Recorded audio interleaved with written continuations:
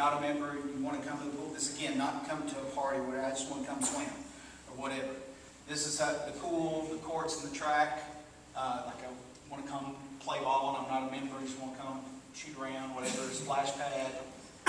Fitness center, you can't do just a non-member day pass. We want, for a multitude of liability reasons, we want you to be a member because there's a whole orientation process you need to go to, safety, and all that. Doing a day pass for members just doesn't make sense. But okay, let me ask you a question here. Sure. You're telling me, and I'm just clarifying this, $12 a day, resident pool, non-member, that's standard around this area. For a pool that a person just goes into and says, I want to go to your pool, it's somewhere around. I would say $12 is probably higher than Panther Creek Pool. Which is closed out. But Meadowview and Kingsport has a public pool. I don't know what the prices are. I guess that was included in your research. This one would be priced above that, I would say, just because it's indoor. The weather's not going to affect it. You know, water slides, not the amenities that are there. I just want us to be able to say our prices are competitive to all the people around us. I 100% will say our prices are And competitive. not- What I'm not saying is our prices are as low or equal to everybody around because they don't have this. But I would 100% define them as competitive for sure, without a doubt. I don't know how many, there's some families that are not having able to bring 4 children, $12 each for the day. What you're trying to do is drive them to become members. It would make sense for them, if they're coming more than one time, they ought to be a member. Well, they would maybe be able to come, some families would be able to come maybe one day a month, because you're gonna buy some food while you're there, and Sure. maybe because you've got a separate price for the climbing wall too. Right. Yeah, the climbing wall is a separate driver. Look, most of the time, the climbing wall, if it's done right, it's going to have a ton of birthday parties going on it, especially the weekends. I really, you could set my rate for the climbing wall at $60. You're the first one on I don't it. care. You're the first one on it. You can make money by videos. We're doing a fundraiser. How high will Tommy go? No, for sure. And I hear you. And it's the age-old dilemma. Like, I want everybody to be able to use it all the time. I can't make it free, you know. So, but I tell you what we do is through programming, we have the Access program that we'll get funds through.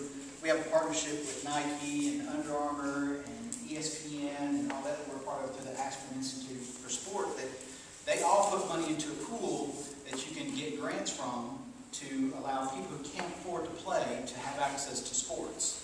But and let's not come swim in the pool, they pass, but it is, if they can't afford to play in a basketball league or they can't afford to play, that we can help, you know, offset that so that they're not left out because of money, for sure. Well, I do play family, we were talking about a minute ago, Granddad has 6 grandchildren that come in. They want to go to the pool. And I guess that has to be a birthday present or a Christmas present for them. I'm going to tell you, I got 4 kids, and as part of the deal, having 4 kids, it costs me more stuff to have 4 kids. I don't know, you know, it does. It costs, Christmas seems to cost me more all the time, but yeah, you know, I kind of take the same approach with scheduling, quite frankly, is everyone's like, well, my 4 kids are practicing. I'm like, man, you got 4 kids. Like, I can't schedule the whole thing around you, you know? I mean, we do the best we can, but when you choose to have those kids, it makes things a challenge. There's no doubt about it. You know, I didn't think about it charging for the splash pad.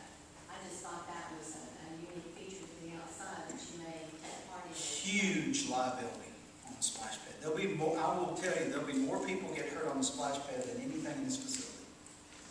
It'll be the big, we'll have to have a lifeguard on duty at all times. The splash pad open. You have to shut it down momentarily. I think it's every 2 hours to check the chlorine and chemical levels, make sure everything is, you know, bacteria free, all that. It's a splash pad is a lot. It's like those bounce toys. Everybody likes to have them. They're the biggest generator of emergency room visits that there are. The splash I pad. went down yesterday and tried to seal it. Oh my God. It dropped 7 ounces.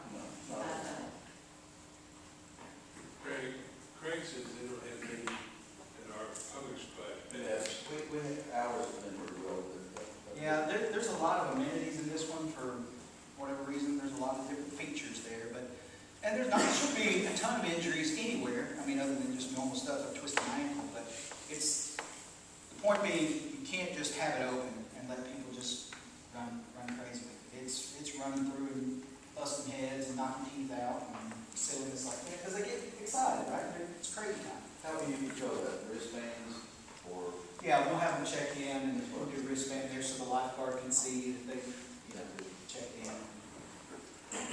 a big spot we have on splash pads, people take towels, because we're unsupervised